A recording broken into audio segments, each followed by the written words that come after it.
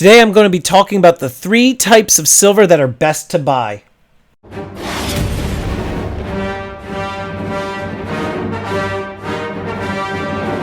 How you doing, everybody? Welcome to Empire Precious Metals. Stormy here. If you're new to the channel, I'm not a financial advisor. I'm a guy in a bucket talking about precious metals, so make sure you blast that subscribe button, get the bell notification clicked. That way you get updated with any new content. I recently made a video that is very similar setup. In fact, you don't have deja vu. In fact, I'm kind of following that video up with a video talking about the types of silver which are the best to buy. The other video that I'm referring to is discussing the types of silver that you should be staying away from. And so in this video, what I want to talk about are the types of silver that you should be buying right now. And just so you know, all the different types of silver that I will be discussing can be found at jmbullion.com/empire. JM Bullion is one of the world's largest and most trusted online dealers of all things precious metals, currency, collectibles, and more. So again, check out jmbullion.com/empire or copy the link in the description. And before I get into the different types of silver that you should be buying, I want to use this post-it with my horrible chicken scratch handwriting to discuss with you the different types of silver and then to further illustrate the types of silver that you should be buying. SHTF refers to when the poop hits the fan scenario. Flipping is buying and selling low and then selling high. And then stacking, which basically refers to just buying lots and lots of precious metals and just stacking it high all day long. There's different types of silver that kind of fall within these 3 categories. When it comes to SHTF coins, that's like this right here, and you're talking about junk silver. Now, I'm not a fan of junk silver. I buy this stuff and then I sell it. I do not like it. I will do a video on the junk silver down the road. I've talked about this several times. I'm not a fan, and I have a bunch of reasons as to why. I'm sure you could find all of those videos on my channel if you felt like digging for it. But junk silver definitely plays a role in a precious metals stacker's stack, especially if you are somebody who is prepping for the doom and gloom, or you think that there's going to be a scenario in which there's going to be an economic collapse and you want to just kind of take a little extra precaution and you want to have this as like an investment for your insurance policy, if you will. This stuff here used to be relatively inexpensive. Now it's trading for 22, 23 times face at the time of the recording of this video.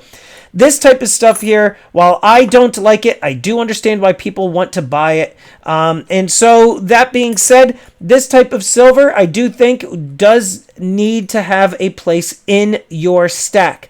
I personally don't have a lot of this in my own stack, but I do think that SHTF scenario type of silver, such as dimes, quarters, and half dollars that are fractional pieces of silver like these, I do think that you should be getting, and I do think you should have a substantial amount in your stack.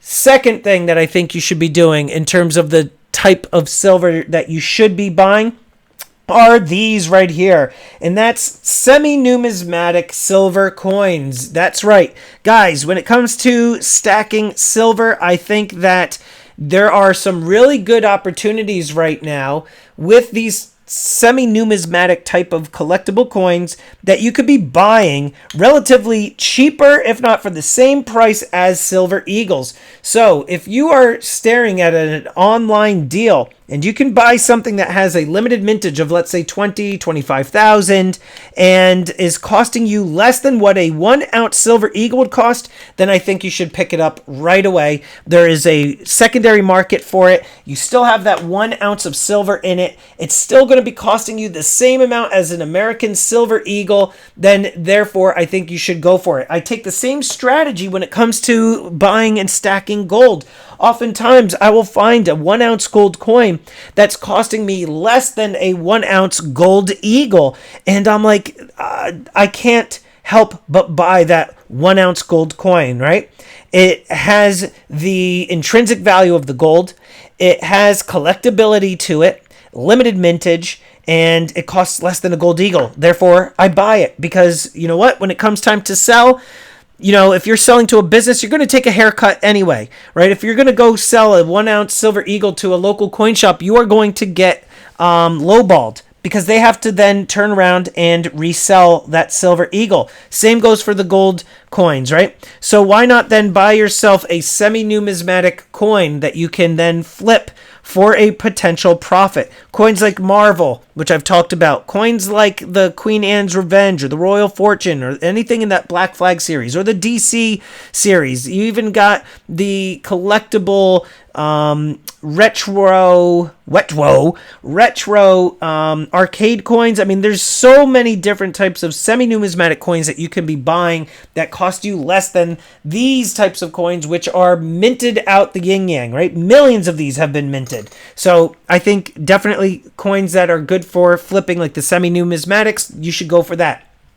Lastly, stacking. And I'm just talking about stacking silver for the silver content, cheap, down and dirty. You want to go for your Buffalo rounds, your generic flags, or your generic Silvertown bars, or what have you. Now, these are not generic silver bars, but for the case of this video and for my point, I just put them out here as a prop. These are actually silver coin bars. These are 10 British pounds, and this is from the Queen's Virtue series. I actually picked these up for less or close to the cost of a generic silver bar. So to me, the added value was, okay, I'm going to be buying a 10-ounce silver bar, and the generic is costing the same amount as this silver bar, which has an actual denomination to it, and this is actually currency, then I'm going to buy this, right?